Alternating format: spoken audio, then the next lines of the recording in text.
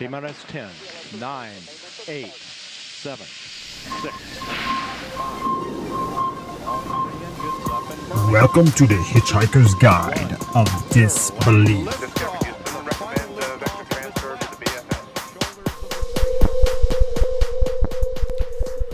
Well, this is going to be a new series that we're going to try here at the Jack Russell Show. We're probably going to call this a whole new show, and this is going to be the first one.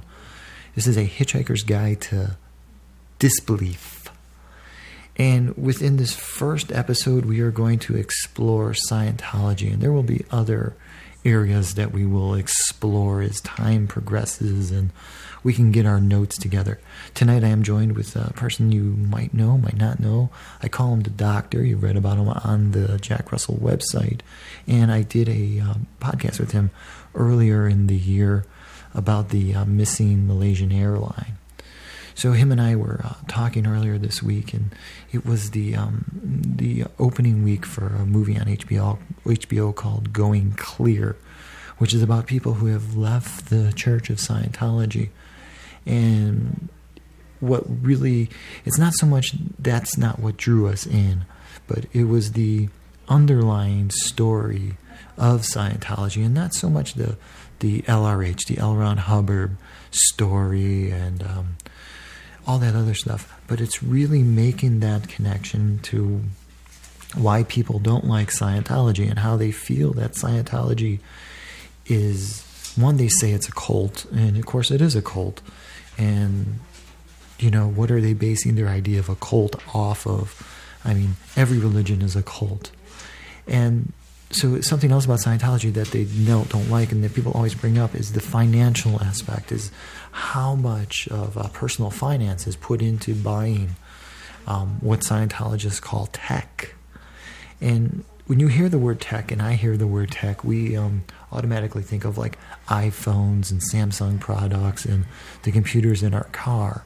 Scientologists don't see tech in the same way. Tech for them are instruction manuals that help a young or a budding Scientologist get further into Scientology, to get closer to being, I'm going to use another word here, fathom is what a person is referred to, an individual is referred to a fathom. And as we move closer in, we'll explain the story of, you know, their Doctor, are you there? I am. Okay, so I am. I'm kind of a loss for words. If I was to say the mythology behind Scientology, to start at the beginning of what most people use of Scientology, like when they're talking about it, the same way as we're talking about Mormons or Jehovah's Witnesses or any other religious sect, we bring up the funny things. Like with tomorrow being Easter, I've spent most of the day reminding people that's the holiday that we use to remember zombies, you know, the raising of the dead. Correct.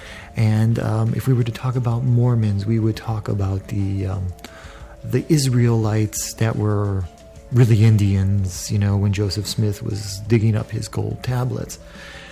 So when it comes to Scientology, is mythology a good word to use for them? Or is there some other word that I should use to describe the Xenu story? Well, it's a whole idea. It's a whole worldview idea, and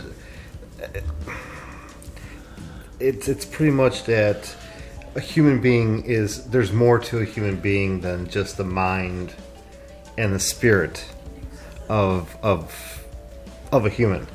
Uh-huh. That there's more to it than that. That's hard to put into words into how you're going to believe that, or how you're supposed to label that. Yeah. Because there's no proof. Of course not. Of course there's no proof. It isn't like we know there's space aliens and there's proof.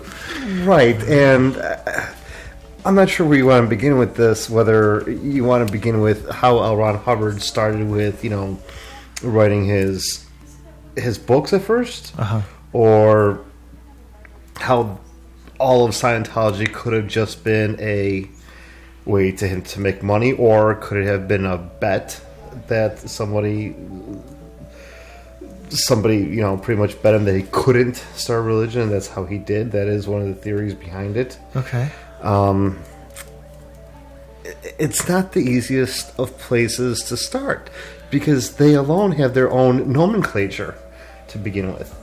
And if you were just to start throwing out, Deedens and auditing and being pre-clear and being an OT1 or an OTH or being all clear and all that, the majority of the people that those words have different meanings to them than they do to a Scientologist. That wasn't a foreign language you were just speaking. It was English. That was English. Yes. That was English. Correct. Wow. Correct. Okay. I mean, so I think the best thing to do is, I think we need to start with the mythology. okay. Because the mythology, now, because we grew up in America and because we grew up in predominantly upper middle class families and all that, the mythology that we're used to is the Christmas Easter story, or depending Correct. on your other, it would be your Passover or whatever. Kwanzaa. So we know these mythologies pretty well, but the mythology of Scientology revolves around a space alien who was kicked out of his space alien club and was sent to live inside a volcano. Correct. He was on a DC-6 to be exact. That's what L. Ron Hubbard states, is that they're flown on a DC-6 and they're tossed into volcanoes, and then when a baby is born,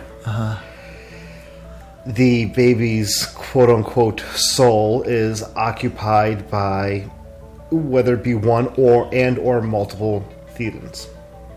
Wow. And you then spend the rest of your life trying to figure out what harms have been caused to you, and that's how you start going through this auditing process. You start researching every single memory of your life, and the clearer you get, and the more money you spend, the higher the levels you achieve.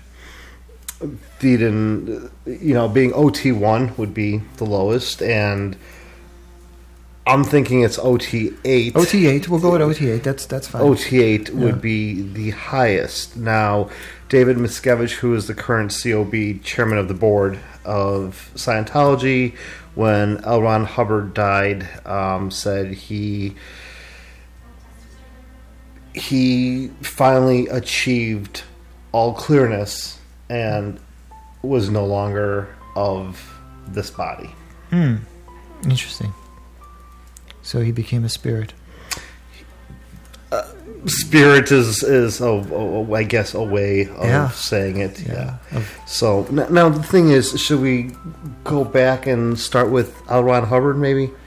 And Dianetics, and sure, so there is some basis to this. Okay. Yeah, I just want that mythology to be that is so important that everybody knows that, when somebody tells you that Scientologists are crazy, it's good to know, like, they are crazy. There's no doubting that. But for somebody to call somebody else crazy and not have a full understanding on their, special variety of crazy or what makes them crazy, the same way I think that people who worship a zombie are crazy, the raising from the dead, like all that stuff, that's very... After 3 days. After 3 days, all that stuff is very, very, very crazy. And Scientology is not lacking in the crazy department. Oh, no, not at all, because I had taken some notes right before this, and one of the things I had written down was that according to the belief of Scientology, human beings are more than simply a mind and a body. They are immortal spiritual beings who possess minds and bodies, and as spiritual beings they can organize and control their material and mental realities. Which, if you continue going deeper, you could pinpoint every single wrong that has happened to you in every single lifetime. Because it is not just one lifetime you have there can be wrongs that have happened to you many lifetimes ago. Past life and whatnot. Correct. Yeah. Correct. Yeah. I mean, so that just adds right into the crazy. Oh, yeah. Yeah. Absolutely. And at the end of the day, it's all about money. And of course, my opinion. So, we'll get to the money, because the money seems to be... Money is the way that people always want to hurt a organization that they feel is doing wrong. So they always want to say, well, let's follow the money. Let's see where the money is and what's going on with the money. And okay, that's fine, because all of these crazy organizations all have lots of money moving through their hands at all times. That's the way they're able to build the big churches and do the big things, is they have to rape their followers. But okay, so Hubbard. Well, before you, just one last thing before you go there. Okay. See, with the story, the mythology of it is that what L. Ron Hubbard had originally stated is that it was 75 million years ago that it happened. 75 million years Correct. ago. And that 75 million years ago, it was just like the 1950s. Same clothes, same cars, same streets, same type of people were walking around. Everybody looked identical as they do now. And the problem had started because they had to find a solution to overpopulation. Okay. And in order to do that, you had to audit these people. And when you start auditing these people, one of the things that you could do would be you would inject glycol into that person's heart to freeze them. Or you imprison them. Or if at that point, if that doesn't work, then they shove you on a DC-6 and drop you in a volcano. Okay, so few words we're going to clear up there. When we say DC-6, we actually mean the airplane. Correct. DC-6. Correct. Okay. When we use the word audit in Scientology, most people are familiar with the word audit because it tends to usually come in the form of IRS is auditing me. Correct. And when somebody audits somebody in Scientology, it just means they're taking a deeper look into them, their spirit, and other things. Right. It is a form of listen to the Scientologists. It is a form of listening. It is a form of psychoanalysis. It is them trying to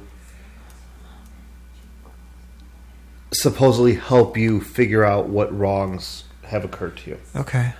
And each audit, of course, then comes with money. And, well, that, again, goes back to the money. But auditing is an integral part of Scientology. Uh-huh. You're not going to become a Scientologist without the auditing. Because you have to figure out...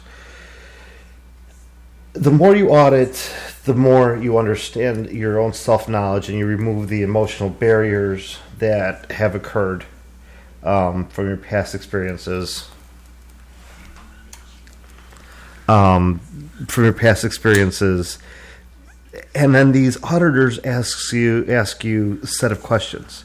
And they're directed questions to uncover subconscious memories that you have, roots of trauma, addictions, why you're not happy, why you're not having ethical living. And in order to achieve any rank in Scientology, you have to go through these audits. These audit sessions are supposed to be confidential. Okay. However, they are not. They're shared within the ranks. They're shared within the ranks, and the belief and the proof from the FBI raid in the 1970s pretty much shows that they keep blackmail files. They're not trying to blackmail you for money, but blackmail you from leaving Scientology. Huh.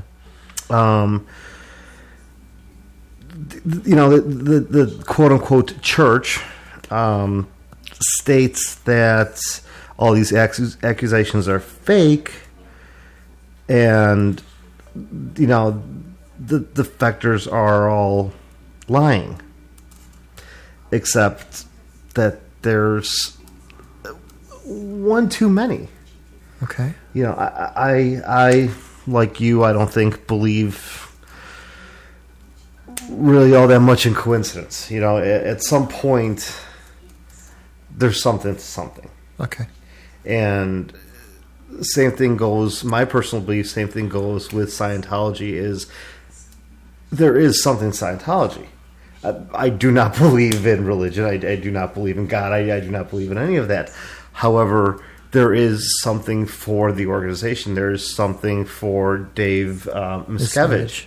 Uh-huh. There was something for L. Ron Hubbard. L. Ron Hubbard was, at one point broke, poor, living in Cuba. Okay. And he had to do something. And I think this was his way of just making money, making a living.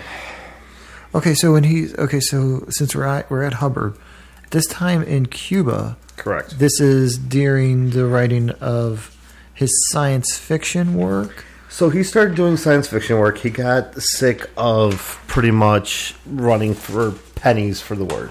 Okay. And I'm not sure if even to this day he still holds the Guinness World Book of Records record for most published books or not, but at one point he did. He had over 1,000 published books. 1,000 published Correct. books. Correct. Novels, stories, things of that nature. Again, I'm not sure if he still does or not in sci-fi. He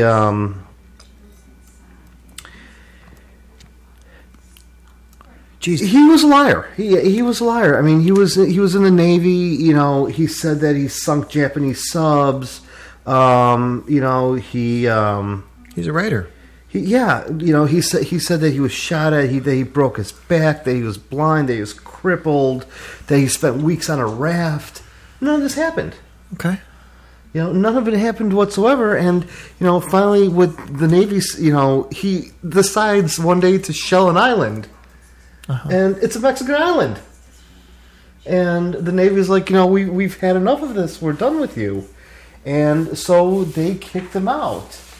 They kicked him out of the Navy. And in 1942 naval attaché, it says Hubbard became the source of so much trouble. He is not satisfactory for independent duty assignment. He is guerrillaless and tries to give the impression of his importance. 20 years after that, he tries to tell his followers that, he left with a particular assignment. He took commanders with him. It took captains. It took officers to replace him. That's how important he was in the Navy, except he never was.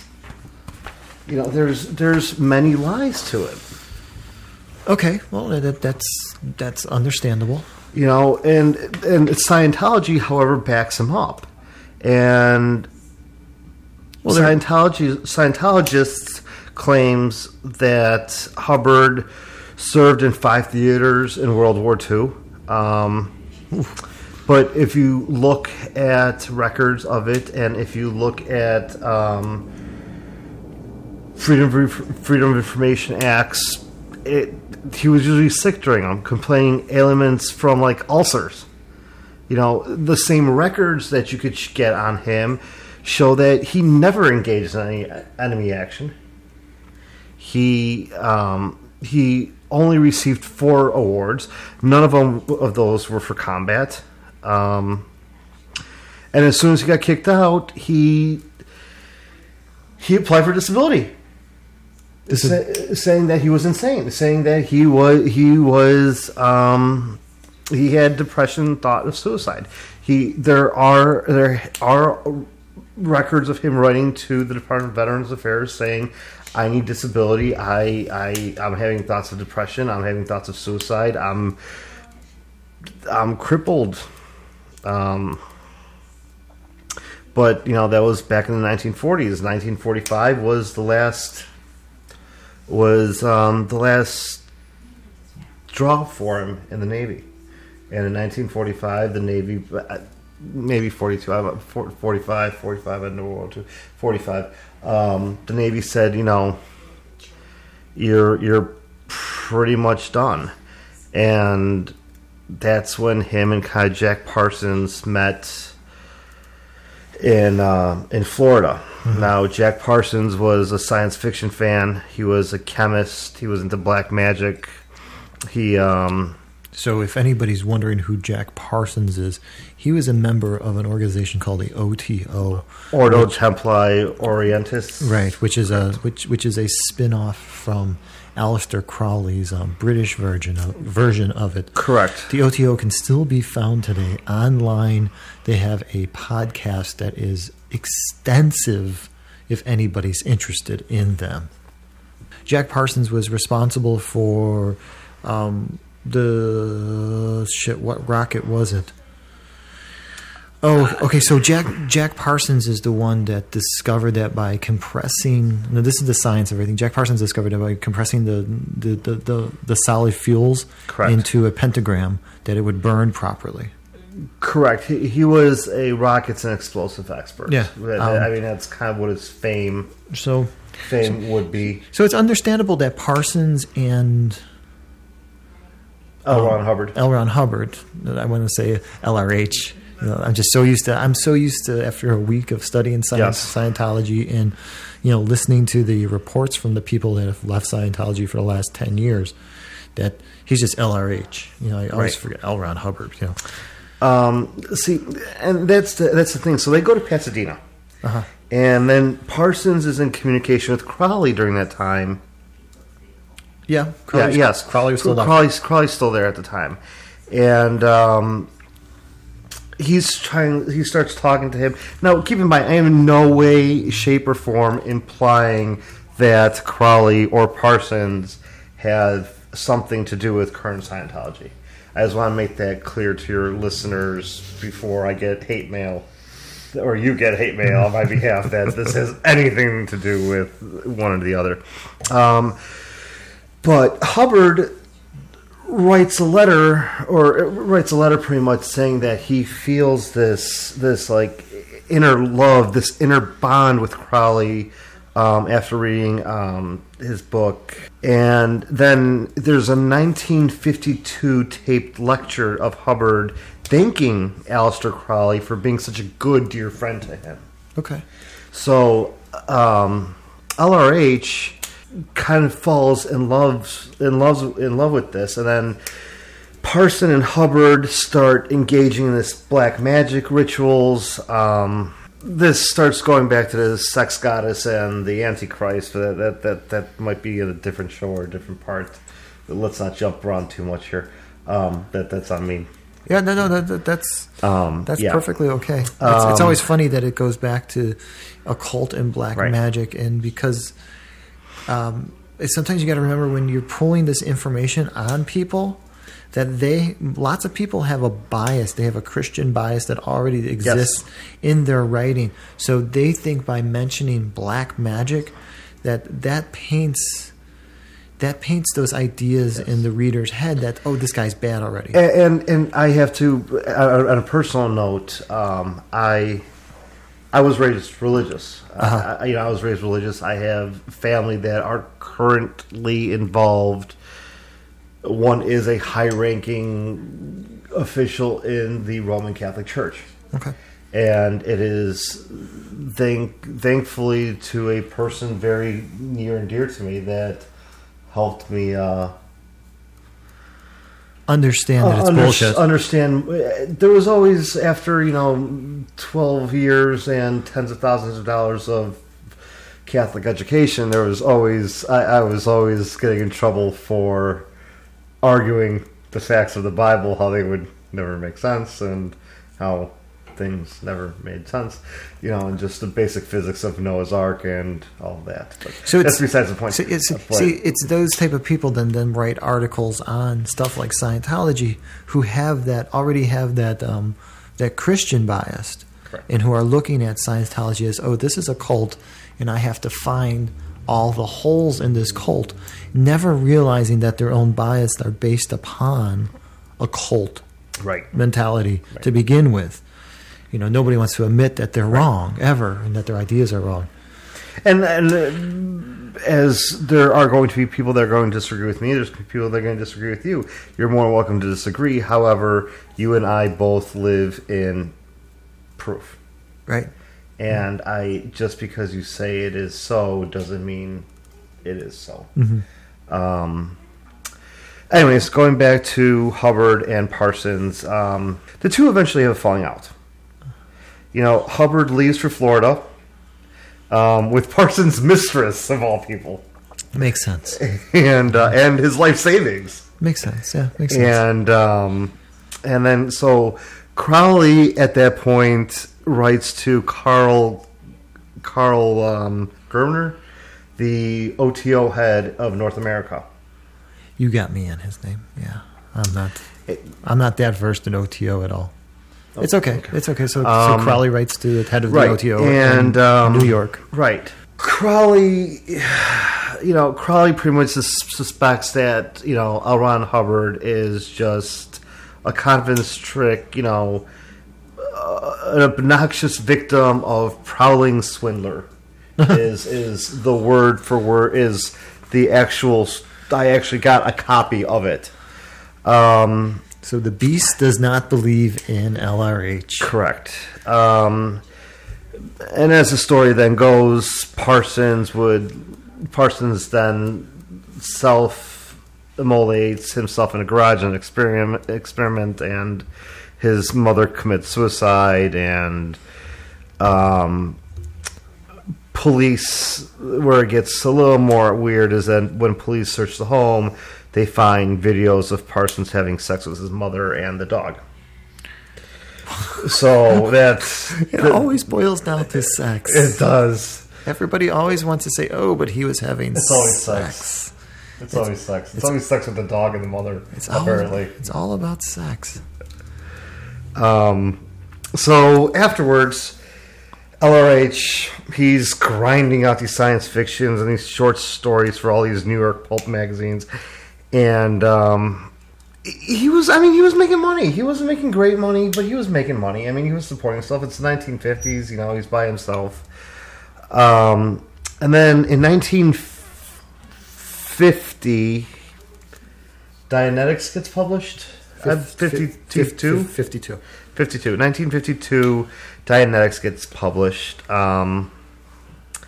It's got, this mysticism. Hubbard claims that he got it from the Tibetan from the Tibetans and from Chinese mystics and this and that. But when you read other stuff about Hubbard hated China. Mm-hmm. He visited China once on his way to Guam when he went to visit his father. It was the only time in China. So the man who spent all these years with the Chinese monks. That just doesn't make any sense. He at one point there is a published paper from him, or a published letter, where he refers to them as the Chinks are despoiling the country, and the Great Wall of China should be turned into a roller coaster. So there, I'm sorry. We have to go back for 1 second. Okay. Sure. So Dianetics was published in 1950. What was it, 50? Okay. Yeah, and then in 52, he set forth the framework in Dianetics to set up the new teaching of Scientology, a religion of philosophy. Right. But in 1950, it spent 26 weeks on a New York Times bestseller list. And there wasn't a lot of stuff in that era written around psychology. Everything you would have got your hands on at Correct. that time would have been either Jung or Freud. And Correct. there wasn't too many people graduating with a degree yet in that field of study.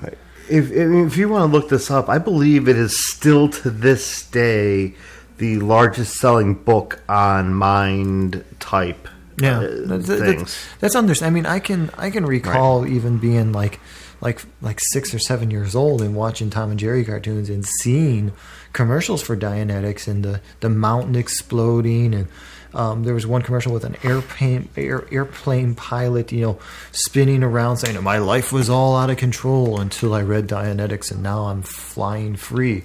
Yes. Okay, so you can imagine being a young person and seeing these commercials and thinking, well, this book, this has got the answers. Wow, and it's the bestseller. So if all these people are buying it and reading it, there must be something to it. Right. So the early manipulation was going on. And it's in that book that he reveals the reactive mind, or the existence of the reactive mind. And according to him, it's 1.5 inches behind your forehead. Sorry, I gotta laugh. That's okay. That's what editing's for. This is where the hidden source of nightmares, fears, upsets, insecurities, early memories, negative, irrational behaviors, everything. That's where everything is. It's 1.5 inches behind your skull. I mean, boom, you're right there. Deep pimple, and that's it. So, cough button. Yeah, you need to work on that. Yeah, I'm turning it down. So he, so that's where everything is, and I believe in this book it's where he coins the word inturbulation. Inturbulation, correct. And that pretty much means it describes these afflictions and other disturbances that threaten the well-being of the religion or of its members. People who blow the church, blow is one of their words. It means to leave the church. Okay. They are often inturbulated. And then through treatment, the reactive mind can be eradicated from the body. And that's where Hubbard's treatment of technology, or tech as we refer to it now, comes in. The going back to reactive mind, this is from the nomenclature off of Scientology's website. The reactive mind is the subconscious half of the human mind containing a person's involuntary impulses. The conscious mind is known as the analytic mind. The goal of auditing and most of other Scientologist practices is to abolish the reactive mind. So that would be your definition to the regular person who knows nothing about Scientology, or just happen to, click "I'm feeling lucky" on Google and stumble across it with Jack Russell. Reactive mind that's what it is. Or worse yet, you come across a pro Scientology video on YouTube, yes, and you don't realize what you're being fed is a video about a new religion, correct, more or less, and correct. It's and how appealing they are today is amazing. Seeing a current Scientology video, it speaks to this new generation, these out of college 25, 28-year-olds who are really trying to fight against the Christian upbringing and everything else.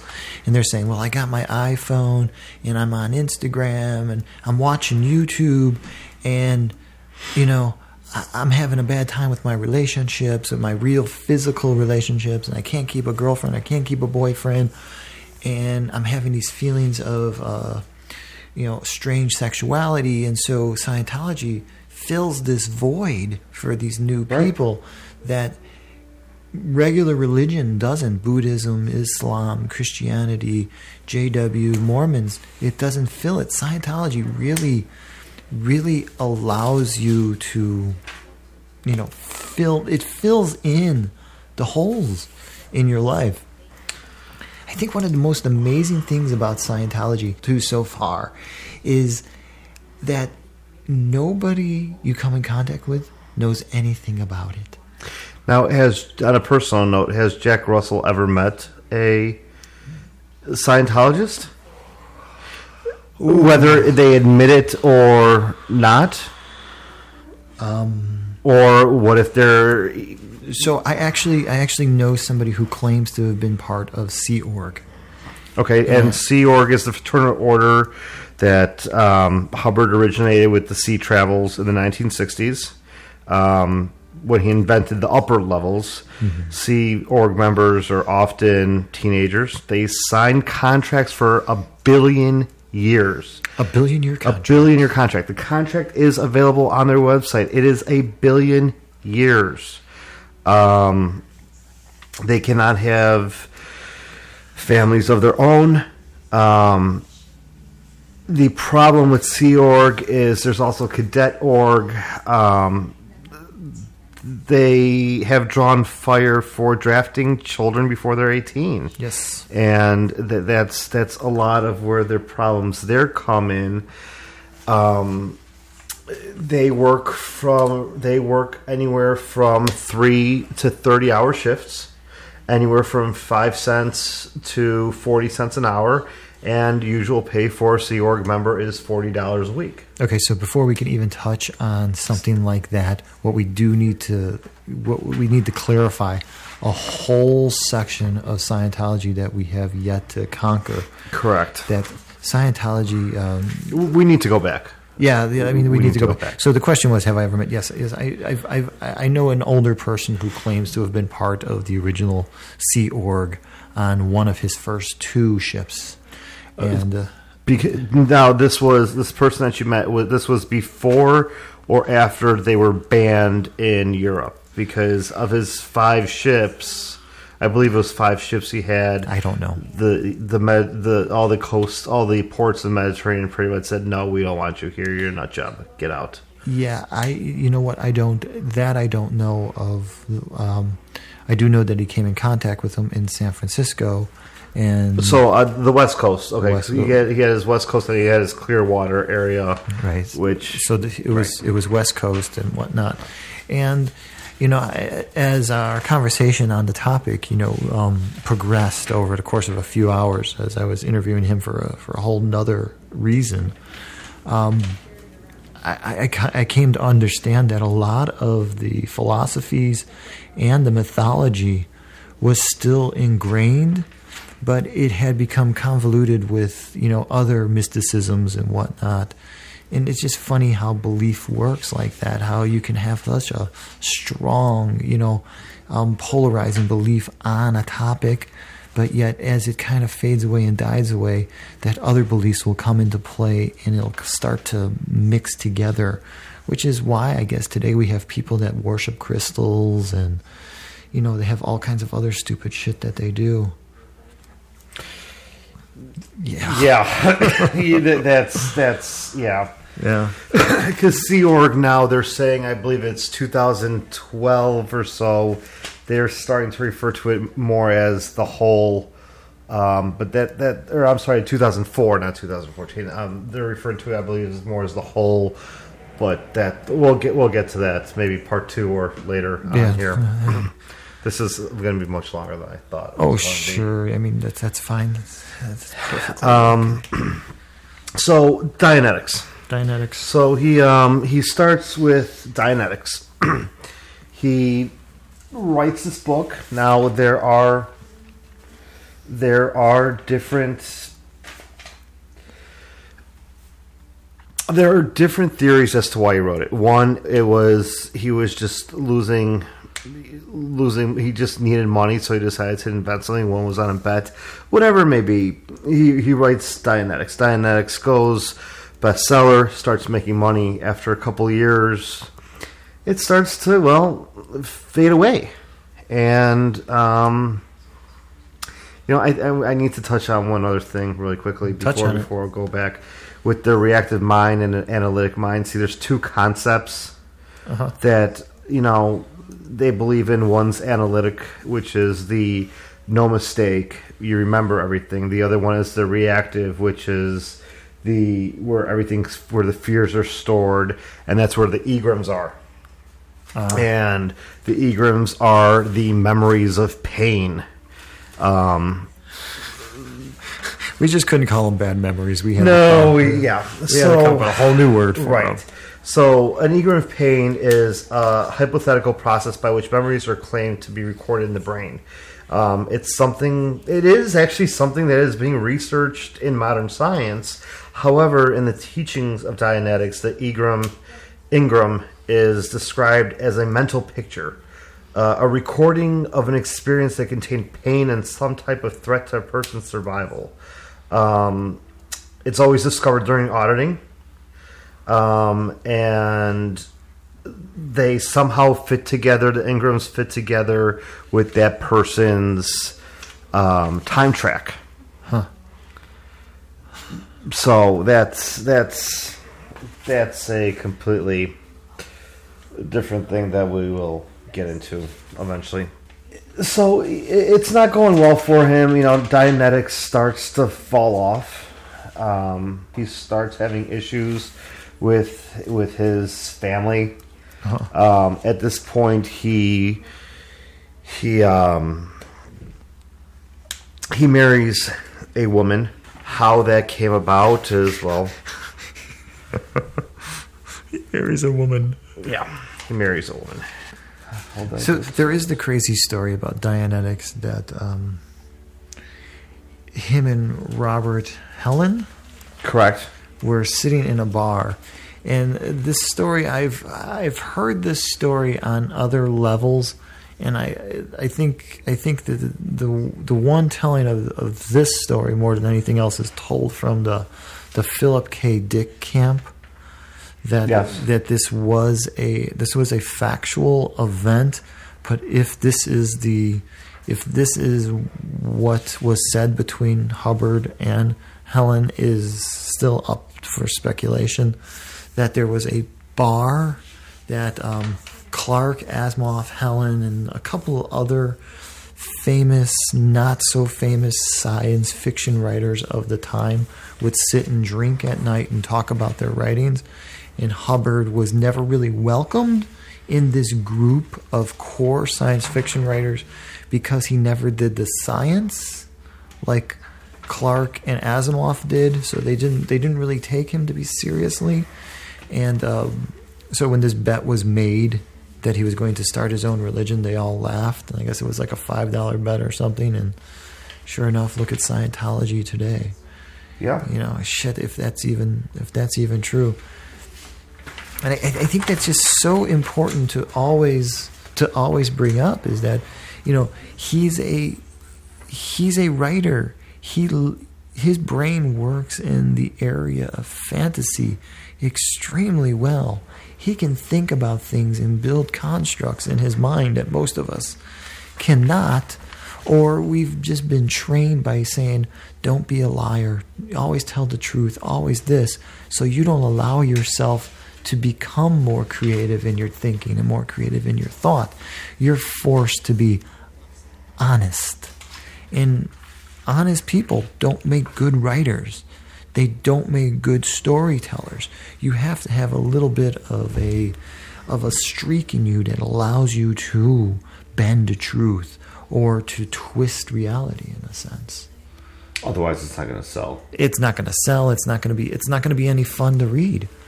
No. Who wants to read a story about the milkman going from door to door delivering milk? Don't we want to know about the milkman who pokes the neighbor's wife and then pokes the neighbor's, whatever's husband, and we want to know about those things. And that was what Hubbard was really good at bringing up. What's funny about him being a science fiction writer is I've read a ton of science fiction. I have never, outside of Dianetics in Battlefield Earth, I have never read another Hubbard science fiction novel. And for somebody that had that many novels written, when I used to go to all the used bookstores and pick up old used science fiction novels, because I just found them such a short, quick read, there was very little Hubbard. There is. There's very little laying around. But that doesn't go to say, when I search out, you can go on eBay and you can buy, like bulk books from people in certain topics and whatnot. I do see guys who put together like bundles of Hubbard's books, so his science fiction books.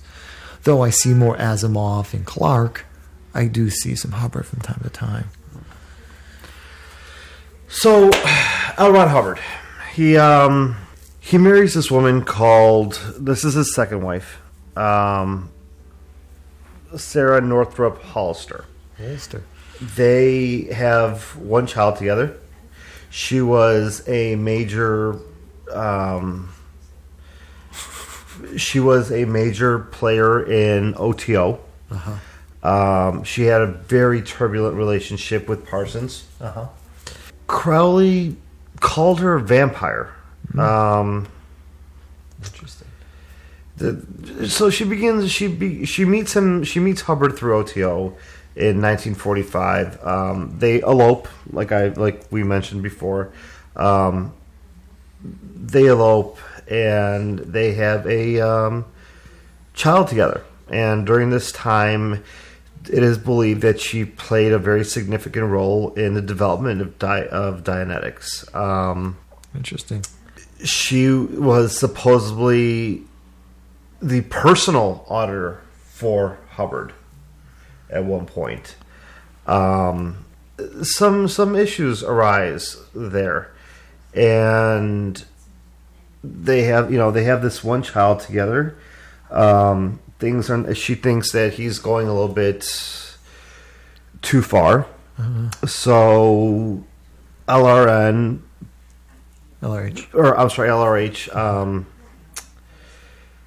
Sarah says to Hubbard, I'm done. I'm leaving you. LRH in return kidnaps the child and goes to Cuba. The thing is he has no money and he can't take care of this kid. So he gives this kid supposedly gives this child to a mother and her daughter, where they keep this kid in a cage. And, so during this time they're running back and forth, and, LRH keeps telling Sarah, hey, I killed our daughter, I chopped her up, this, that, and the other. Eventually the girl is returned. And at this point, this is where he decides that he needs to set sail. He needs to go and set sail. And this is kind of where Scientology really starts. This is the 1954 area, somewhere around there. At which point he starts getting people on this boat, and he starts traveling coast to coast, and these are yachts, but these are not brand new yachts. These things are falling apart. Yeah. They are scrubbing these things. They are working hard labor, but LRH is there, and he comes and he congratulates them and gives them a pat on the back, and here he is. Here's a savior. That's gonna help us, because during this whole time, he keeps telling these people that you're OT1. You're just a being. There's nothing more to you. You have all these issues. You need to be audited. Everything else, and that's kind of really where Dianetics turned to Scientology, and that was again in 1954. He kind of morphed Dianetics into what's kind of called the spiritual glue of Scientology. This is where the nomenclature began. The nomenclature is referred to as org speak. The first Church of Scientology was then incorporated in California. He then starts to claim that he can increase spiritual freedoms, intelligences. He could produce immortality. And then his recruits start going through these auditing counseling sessions, and each session costs more money. And in order to be cleared of these thetans, these bad souls that are in you from birth, you have to pay to keep going to these counseling sessions, and in order to be a free soul, you have to be purged. As of, I believe, the beginning of this week, it's about $600 a session. And OT8 costs anywhere in the lines of, for just OT8, costs about $350,000. So that's the beginning of Scientology. We covered right there. Correct. So in closing, now I want you to close out the beginning here, okay? In closing, what are your thoughts? What are your personal feelings on Hubbard and the way he started this? And do you see any, I'm not going to say positive, but do you see any correlation between what Hubbard started and anybody else in your lifetime that you have seen start something like this and then take advantage of people? And what are just your personal feelings on all this? Can we say politicians? Okay, politicians works. Okay, and just you take a grassroots. You take something very grassroots. That's, we're here to help these local people. We are here to help these less fortunate. I hate to say it, but ceasefire. Ceasefire. My God. My Sagan. Okay, yeah, right. It's extremely hard to me to give you a conclusion right now, since we haven't gotten to the ethics of it. We haven't gotten to Operation Snow White. We haven't gotten to the IRS. We haven't gotten to the moles, the spying, the income taxes. There's just so much more that obviously cannot be covered in a 1 hour podcast. Okay, but so far, what we do know is that from the birth of L. Ron Hubbard up until, let's say, 1954 or so, he's pretty much either a manipulator and a liar, or he is one hell of a businessman. He's got something. I think he's both. Yeah. He's got something going on in the looks department, in the way of manipulating people and whatnot. Yeah, we will never know, obviously, whether he believed it himself. However, he didn't believe it himself. We don't even have to guess at that one. However, if you want to think about that, in the late 80s, he pretty much believed that his auditors were not strong enough to get the rest, to get him to OT8, and they had to make him a Tesla machine in order to shock him so hard to get the rest of his souls out. They refused to. They lied to him. But was that just his mental state and his age at that point? Had he just made himself believe that at that point? Or is this all fabricated by David Miscavige, who became the chairman of the board at that point? So as you can tell, on the part 2 of Scientology, we're going to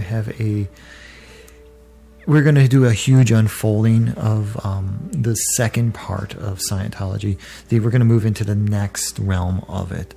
So I hope you enjoyed this. This is from our first series on Scientology. And I'm sure if you just press next, you'll be able to hear the part 2 of what we got going on with me and the doctor. But we are going to say bye. Doctor, thanks for stopping in. Thank you. All right. So this is a Hitchhiker's Guide to Disbelief. And this is the Scientology part 1. Like every good host, you should take the time to thank your audience. And this is me taking the time to thank you. Thanks for downloading. Thanks for listening. This is Jack Russell, and you're probably in the middle of a Jack Russell podcast right now and wondering, why the hell am I interrupting this? Well, I just wanted to remind everybody that you can find me on Facebook, Twitter, Instagram.